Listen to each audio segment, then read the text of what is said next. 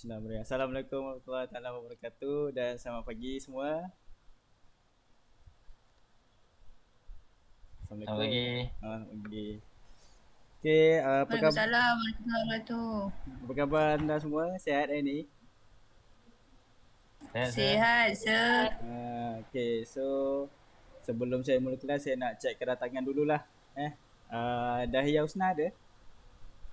Ada, sir. Zarif Saya. dan Kristina. Saya, sir. So jadi kedatangan hari ni full lah 3/3 kedatangan. Okay, so by the way dah makan dah semua? Breakfast tadi dah makan dah? Oh, Dah, lambat saya sir. makan nasi goreng. Sedapnya nasi Saya pun dah goreng. makan, sir. Okay. Saya dah makan Uh, kan? saya puasa ni. Tak, Puasa. tak adalah, saya breakfast cucur je saya goreng tadi. Okay, so sebelum saya mula kelas saya just nak bagi sedikit advice lah kita kat zaman-zaman pandemik ni. So saya dengan kita sekarang tengah kelas online. So walaupun kita kelas online masih ada lagi apa yang akan keluar beli makanan apa semua kan. So minta kamu semua sentiasa patuhi SOP lah, jaga jarak kan, supaya bila semuanya okey insya-Allah kita akan boleh terus cepatlah bersemuka nanti. Okey. Okey, Okay. tadi kan saya tanya ada makan apa semua. Aku rasa awak tahu tak apa yang awak makan dalam bahan makanan dalam makanan awak tu? Apa yang ada dalam bahan makanan awak tu? Tahu. Ada Ap, nasi, ada sayur. so itulah apa yang kita akan belajar hari ni. So tajuk kita pada hari ini ialah pengenalan kategori bahan makanan. Uh, okay. Okay. So okay. Tujuan pembelajaran. Jadi diakhiri pembelajaran kita pada hari ini, pelajar-pelajar mesti boleh satu, jelaskan kategori bahan makanan. Yang kedua, nyatakan jenis-jenis bahan makanan mengikut kategori. Tiga, terangkan penggunaan bahan makanan mengikut kategori. Dan yang terakhirlah terangkan kaedah penyimpanan bahan makanan mengikut kategori. Maksudnya lepas saya dah sampaikan kelas saya ni, kamu semua patutnya tahulah benda-benda ini. Okay, seterusnya. Okay, so apa itu bahan makanan? Bahan makanan ni ialah mana-mana makanan atau bahan yang boleh dimakan dan digabung untuk membuat hidangan tertentu. Dan sumber bahan makanan ni terdiri daripada tumbuh-tumbuhan, haiwan dan bahan-bahan semula jadi. So apa contoh bahan makanan dari tumbuh-tumbuhan ni? Kita ada ulam-ulaman, sayur, buah, semualah. So kalau dari segi haiwan, kalau kita yang Islam yang halal lah, lembu, ayam, kambing semua. Macam kinzir, anjing itu pun bahan makanan. Cuma itu ada certain kaum je lah yang makan. Yang diorang makan macam kita diharamkan untuk makan itu. And then bahan-bahan semula jadi seperti garam galian. Itu dia tak termasuk tumbuh-tumbuhan ataupun haiwan. So itulah bahan makanan juga. Okay. Okay, sebelum saya teruskan lagi, saya nak tanyalah, anda tahu tak jenis-jenis bahan makanan selain apa yang saya sebut tadi? Tak tahu. Pasal tahu tak tahu, satu pun tak tahu. Macam karbohidrat macam tu ke? Yang itu more kepada jenis dalam piramid. Yang ni ialah bahan makanan jenis je, type dia macam sayur, buah. Buah-buahan, Yes, macam tu. daging. Everyday kita akan makan lah benda tu. Ni mana lagi tu ni hilang dah. Itu bukan maksud dia tumbuh-tumbuhan ke? Macam buah-buahan tu macam dari tumbuh-tumbuhan. Yelah, dia ada tumbuh-tumbuhan lah. Tapi itu ialah jenis. Tumbuh-tumbuhan, jenis buah-buahan. Begitu. Okay. So, kenapa kita kena belajar pasal bahan makanan ni? Sebab anda semua akan dapat memahami lebih terperinci pasal bahan makanan ni. Jenis dia dengan kategori dia. So, pentinglah subjek ni. Sebab kita ambil bidang pembuatan makanan, kalau kita tak tahu bahan makanan, macam mana kita nak masak kan? Okay. So, seterusnya. Okay, inilah kategori bahan makanannya. Kita ada salt, garam and nuts ke kacang, vinegar, cuka, kondimen, Kondimen ni macam side lah. Dari produk-produk tenusu. Meat dan poultry, fish, shellfish, eggs, vegetable, fruit, potato, herb and spice. Okay, kita akan cover ni lah semua untuk kelas kita hari ni. Okay, yang pertama, herbs and spice. Herbs ialah herba. Herba adalah daun tanaman tertentu yang biasanya tumbuh di iklim sederhana. Digunakan sebagai bahan aromatik dalam masakan. So, ini adalah contoh-contoh herbs lah. Ada dill, mint, daun basil, coriander, parsley, rosemary. So, macam kalau kita tengok dalam masakan Melayu jarang lah pakai benda-benda ni. Ini selalu masakan western. Macam rosemary ni sedap lah kalau makan dengan kambing apa semua kan.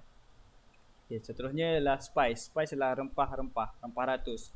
Dia adalah tunas atau buah, bunga, kulit kayu, biji dan akar tanaman dan pokok yang banyak tumbuh di iklim tropika. Dia sebenarnya asalnya spice ni pun dia buah juga, tapi kebanyakannya dia dikeringkan untuk menjadi jenis cumin, cinnamon, kedai kayu manis kan, cardamom, clove, star anise dan nutmeg. Okay, setakat ni faham ke saya laju sangat? Faham. Faham, Cumin ni kunyit ke? Cumin ni jintan. Oh, jintan. Kunyit bahasa Inggeris turmeric. Itu dia masuk kat dalam ada jenis tumbuhan yang lain lah. Okay, kita akan go. Ini adalah salt. Garam. Salt adalah garam, adalah pepejal kristal, dia tidak berwarna atau putih, terutamanya natrium chlorida, NaCl. Dia digunakan sebagai perasa makanan ataupun pengawet. So inilah jenis-jenis garam yang ada lah. Fluorescent ni adalah garam yang paling mahal lah. Dia susah nak dapat. Dia boleh dapat kat pantai Brittany, France saja. So kita ada garam bukit, Himalayan pink salt, kosher salt dan table salt. Ini yang paling selalu kita jumpa lah, table salt. Yang kita guna yang murah 50 sen apa semua. Yang fluorescent ni berpuluh ringgit. Untuk berapa gram je dah berpuluh ringgit. Berbeza lah. Okay. So saya akan Rasa dia beza ke Sir? Rasa dia memang beza. Rasa dia kalau fluorescent ni dia lembut je. Pernah makan macaron yang saya jual tak? Ada salted tu kan? Yang tu guna fluorescent. Dia memang rasa dia kalau yang table salt ni kita season curry apa. Selalu fluorescent ni dia just finishing salt lah. Untuk tabur yang macam kita tahu salt bay kan, yang tabur macam tu kan. Itu selalunya dia guna fluorescent lah. Sea salt. Fluorescent ni sea salt je sebenarnya. Tapi nama dia fluorescent sebab dia memang dapat kat pantai tu lah. Okay. Table salt dapat kat laut biasa Itu dapat garam laut biasa dan kebanyakannya dia orang dah proses, adalah tambah bahan-bahan lain macam tu. Okay. Okay Sir. Seterusnya kita ke kacang, nuts. Kacang adalah buah kering yang terdiri daripada tumpuan keras dan biji yang tumbuhnya boleh dimakan dengan lemak yang tinggi. So kacang ni dia high fat content dia sebenarnya, walaupun dia kecil, kita kudak-kudak macam tu. So kacang ni pun asalnya adalah buah tapi dia dikeringkan. So ini adalah contoh-contoh kacang lah. Almond, walnut, pecan, cashew, hazelnut, pistachio. Okay. Kalau cashew ni bahasa Melayu kacang gajus, dia dari pokok, dia macam buah jambu. So bawah dia tu yang jadi kacang. Okay. Seterusnya vinegar, dia cuka. So cuka adalah larutan berair dari asid, asetik dan bahan kimia yang digunakan untuk perasa, membuat salad dressing dan bahan pemerapan. So banyaklah bahan makanan kita dalam kita guna untuk masakan, kita menggunakan cuka. Ni antara contoh-contohnya, ada apple cider, white vinegar, distilled white, balsamic vinegar, malt vinegar, rice wine vinegar. So inilah rasa-rasa dia lah. Betul Okay, next, kondimen. Kondimen ataupun dikenali sebagai perasa.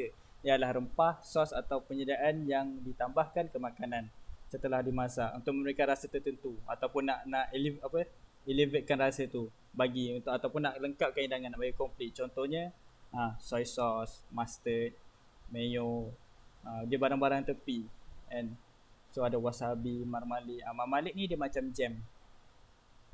Kalau Ajinomoto tu dalam kondimen ke? Ajinomoto tu dia dalam, yes, sebab dia perasa.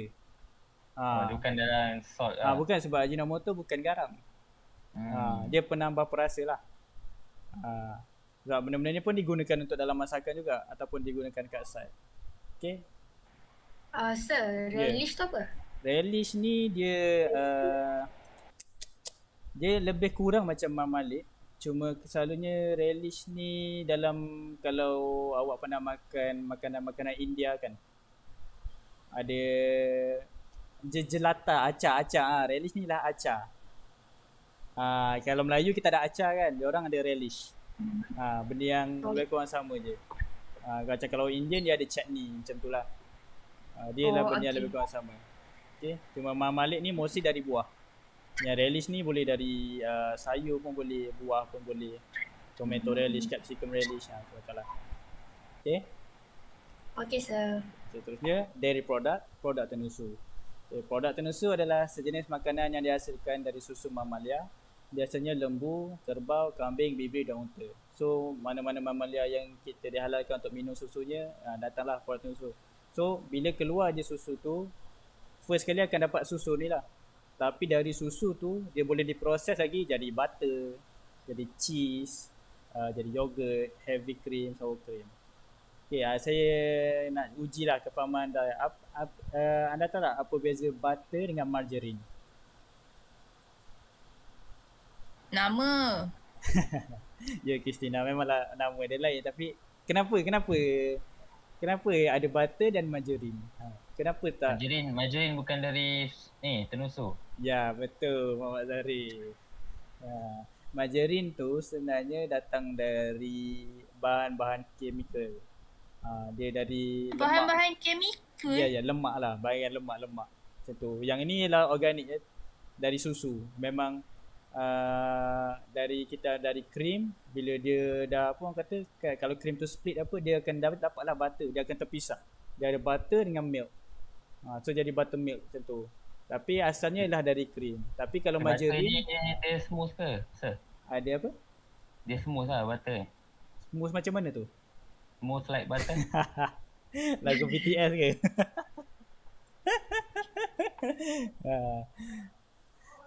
Okeylah, saya teruskan. Ada apa-apa soalan untuk produk tenusu? Tak Tak ada, ada. Okey, faham Tapi kalau nak layan lagu BTS tu pun boleh je. Tak ada masalah. Smooth like butter. Okay, so kita ke seterusnya. Meat dan poultry. Meat iaitu daging adalah isi daging atau flesh daripada haiwan yang boleh dimakan. Biasanya lembu, babi, domba yang dijinakkan, yang digunakan untuk makanan lah. Mesti haiwan-haiwan ternakan lah. Mana-mana daging dari haiwan tu itu dikira meat lah. So ini ada meat pula terpisah kepada dua. Ada red meat dengan white meat. So untuk red meat kita ada beef, pork dengan lamb. White meat kita ada chicken, turkey dengan rabbit. So beza red meat dengan white meat ni, red meat ni dia ada doneness tau. Kalau you guys pernah dengar selalu kat kedai steakhouse kan, nak minta medium rare, medium well done apa semua, tu kebanyakannya ialah dekat red meat. Okay, untuk white meat tidak ada sama sekali doneness tersebut. So kalau chicken tu awak tak boleh nak buat medium rare sebab nanti ada kuman salmonella, boleh buat keracunan makanan. So ayam ataupun apa white meat kena masak dia sampai masak betul.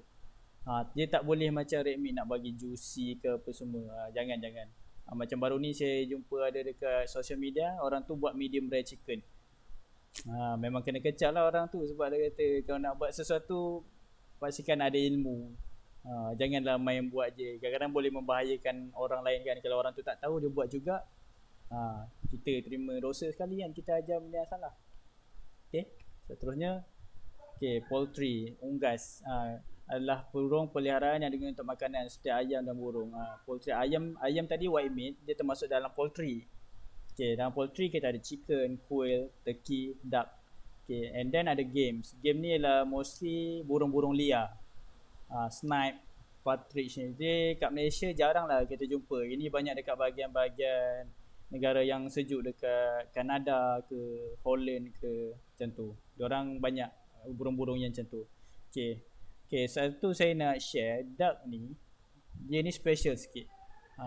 Duck ni dia adalah red meat. Walaupun dia poultry, dia adalah red meat. Dan duck ada doneness. So kenapa dia ada ni saya tak tahu. Memang Tuhan dah ciptakan dia ada doneness.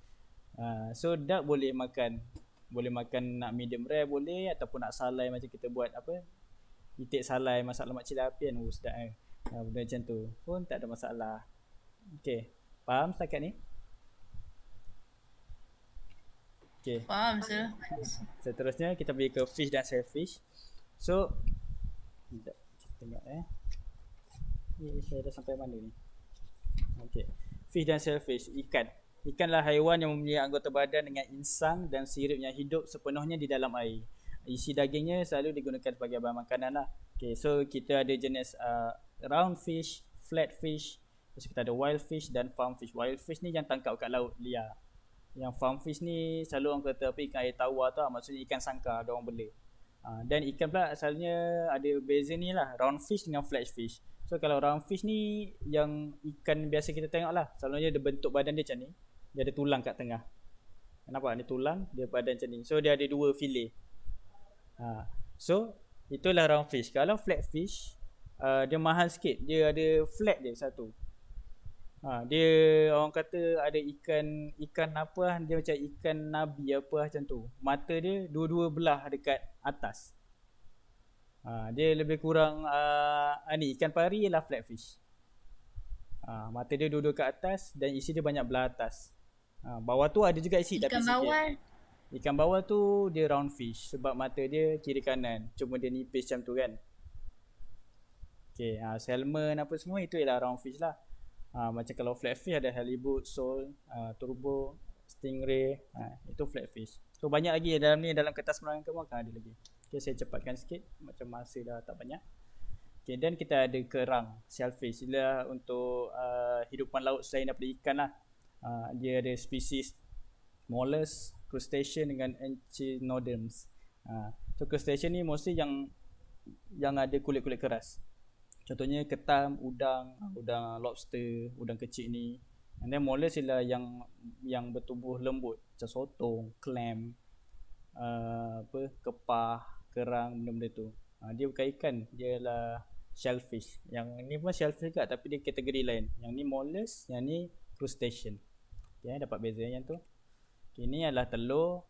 Telur adalah produk makanan yang daripada poultry dan juga sebagai ramuan dalam masakan. Kita tahu kan, kita selalu kalau bujang memang selalu makan telur kan. Okay, saya cepat sikit. Okay, ini adalah sayur-sayuran. Sayuran adalah tanaman atau bahagian tanaman yang digunakan sebagai makanan seperti kubis, kentang, lobak atau kacang. Okay, inilah jenis-jenis dia. Jenis tumbuhan bulb, flower, jenis fruits, fungi dengan leaf. Jenis-jenis sayur lah. Dan kita ada roots, jenis root, jenis seeds, jenis yang stem, berbatang dan tuber. Tuber ni kentang, mostly kentang. Kunyit tadi yang saya kata, kunyit tu pun dalam tanaman tuber juga sebab dia melingkar macam tu kan. Okay, ini adalah buah-buahan. Buah-buahan adalah produk mana yang berisi dari pokok atau tanaman lain yang mengandung biji dan boleh dimakan sebagai makanan. Okay, ini adalah contoh-contoh dia lah. Berries, peach, core, citrus, melon, tropical. So ni ada jenis-jenis dia. Strawberry, blueberry, kiwi, peach. Ini semua ada dalam kertas penerangan. Saya akan bagi. Okay, ini potato, grain dan pasta. Okay, potato adalah tanaman tuber berkanji yang digunakan dalam masakan dan juga sebagai sayuran. So potato ni je sebenarnya lah sayur. Tapi kat dalam bahan makanan dia ada orang kata apa, kategori khas dia. Sebab dia barang berkanji. So potato ni dia duduk dengan grain dan pasta juga. Sebab dia berkanji. Sebab kalau dalam main course selalu akan ada starch kan. Sama ada potato, nasi atau pasta. Benda-benda macam tu lah kalau kita makan fine dining. So potato ada 3 jenis. Ada waxy potato, kandungan kanji dia rendah. Ada starchy potato, kandungan kanji dia tinggi. Dan ada all purpose. Yang ni selalu masakan Melayu. Yang kita buat kari kentang apa semua kita akan guna all purpose. Kalau kita buat ya saya. Kiranya potato ni dia dalam 2 kategori lah. Macam dia itself ada kategori and then dia ada vegetable juga. Yes, yes. Potato ni ialah sayur. Tapi dia sayur yang berkanji. So dia ada kategori dia sendiri, iaitu kategori potato. Sebab potatoes pun ada banyak jenis, banyak gila. Waxy ni ada banyak gila jenis, starch ada banyak gila. So itu dalam kata penerangan tu nanti saya akan share. Okay, inilah biji-bijian. Dia adalah biji kecil, keras, kering dan ada lapisan benda ni lah. So contohnya corn, jagung kering kan, oats, beras, gandum, barley. Itulah grain, kategori grain bahan makanan. Dan yang terakhir lah pasta. Pasta lah jenis makanan buat dari adunan tepung dicampurkan dengan air atau telur dan menjadi jadi keping bentuk. So ini ada bentuk-bentuk dia, ada bentuk long, ada yang shape pasta, ada yang stuffed pasta. Ini yang dia punya contoh-contoh. Okay. So, okay, dalam bahan-bahan makanan tadi, okay, kan anda semua dah breakfast tadi. Contohlah kalau anda lunch nanti chicken chop. And cuba anda tengok apa bahan makanan yang ada kat dalam plate tu. So selalunya akan ada protein. Kita ada protein kita lah meat, poultry atau fish. Kita ada belajar tadi. Dan kita ada starches. Ada potato, grain atau pasta. Ni lah yang saya cakap tadi. And then dia ada side dia mesti sama ada vegetable atau fruits. Dia akan bagi. Lepas tu kita ada dressing, condiment. Kita ada belajar tadi condiment dengan vinegar kan. And then kita ada garnish, kadang-kadang dia bagi ke kacang, bagi buah. Ni ada kacang baked bean, ada tomato. And then kita ada sauce, mostly datang dari stok, vegetable ataupun produk tenusu. So mostly apa yang kita belajar tadi tu akan untuk menghasilkan sepinggan lengkap ni lah. Sepinggan main course ataupun bahan-bahan lain lah. Okay. Okay, so dah ada bahan-bahan makanan tadi, kita mesti ada tempat untuk menyimpan dia, betul? Inilah kaedah penyimpanan bahan makanan ikut kategori tadi. So kita ada terbagi pada 3, iaitu chiller, freezer dan dry store. Okay, so untuk bahan simpanan chiller, kita simpan barang produk tenusu, kondimen, eggs, vegetable, fruit dan fresh herb. Untuk barang beku, freezer, kita simpan ke meat, poultry, fish dan shellfish. Untuk barang-barang kering, kita simpan kat dry store. Dry herb, salt, nut, potato, boleh simpan kat luar dan juga boleh simpan kat dalam. Tapi mostly kita nampak banyak simpan kat luar kan, sebab dia tak pasti. Saya lebih tahan lama sebab kalau simpan dalam chiller dia akan jadi lembik. Ada certain benda macam tu, dia sesuai biar saja kat luar. Tapi kena cepat pakai lah sebab kalau tidak nanti dia tumbuh dia punya akar anak-anak tu kan. Dia jadi pokok lah. Dia pokok. Selalu kalau orang bujang ni, bawang semua dah tumbuh daun lah. Kalau tumbuh daun kita boleh makan lagi kan sir? Kalau potato, better awak pergi tanam je lah. Bagi je keluar potato baru. Sebab potato kalau awak nampak ada tompok-tompok hijau tu, kau boleh elakkan lah sebab itu dah jadi toksin. Bahaya tu. So discard je. Sayang nyawa anda daripada anda nak saving sikit, anda keracunan makanan. So better macam tu lah. Kristina selalu makan ke? Tak, saya tak pernah. Okay, so sekian, terima kasih. Itu saja untuk hari ni. Ada apa-apa soalan? Tadi. Tak ada sir. Stakatnya okey. Okay, so saya akan edarkan kertas penerangan. Sekejap saya share link Saya share link kat sini. Oh, checkbox Ya, checkbox. Okay, saya share link tu. Okay, anda boleh tengok. Ke salah link? Saya salah link tu. Oh, salah link. Okay, ini link yang betul. Itu Google Drive. Okay, so saya bagi awak dalam 5 minit, 2 minit ke 5 minit lah untuk nak baca kejap kertas penerangan tu. Okay. Sambil-sambil baca tu, kalau ada apa-apa soalan bolehlah nak tanya saya. Kalau tak faham ke apa, ada tiba-tiba terfikir sesuatu ke nak tanya, boleh je. Sebab lepas ni saya pula akan tanya awak.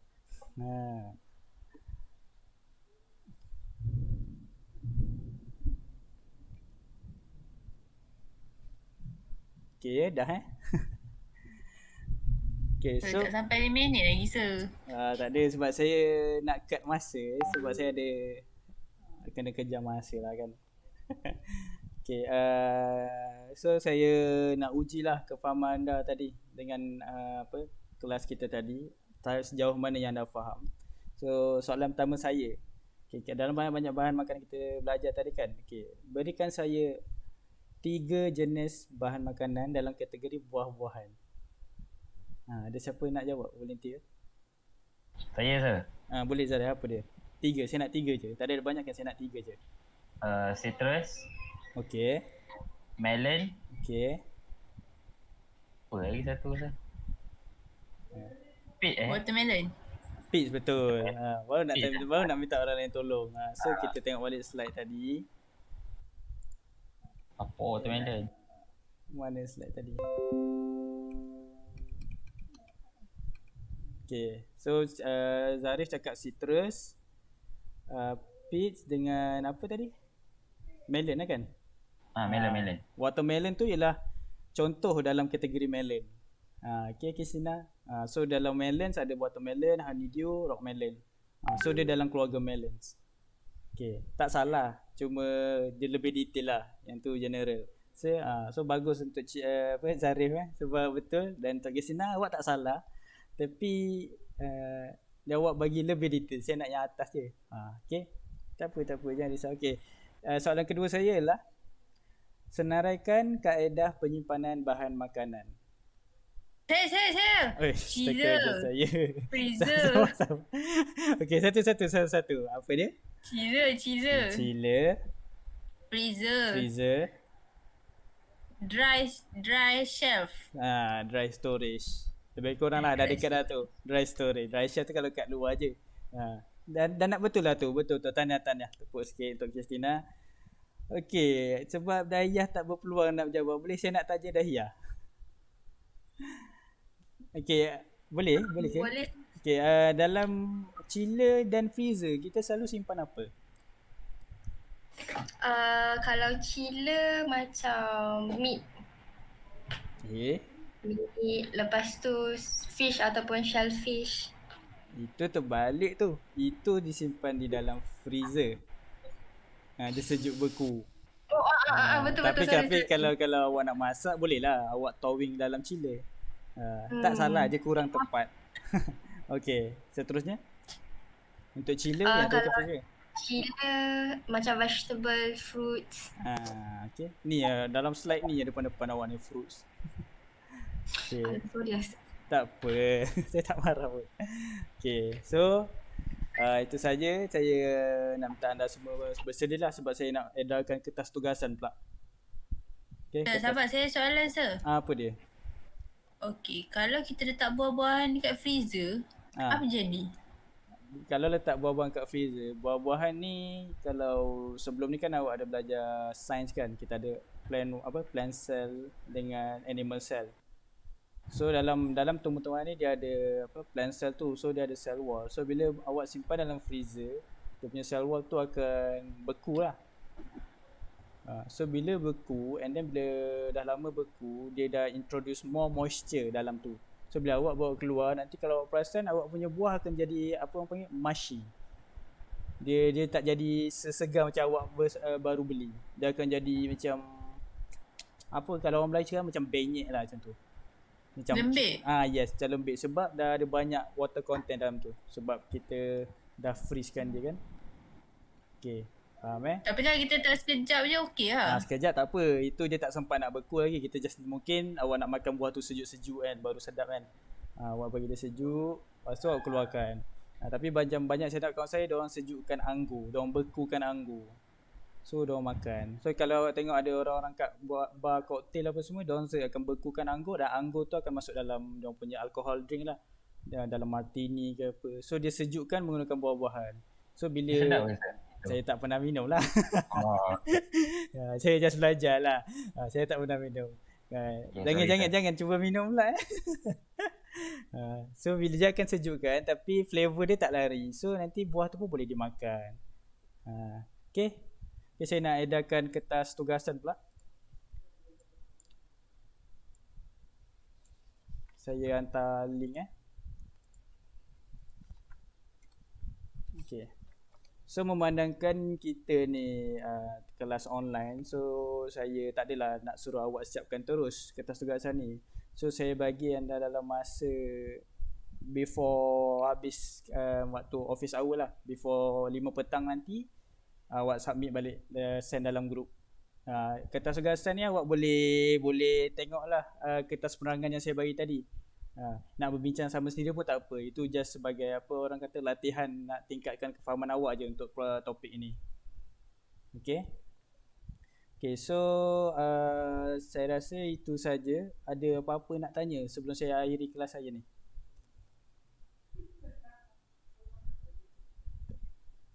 Tak ada Tak ada sir, okey je. Bagus student saya ni.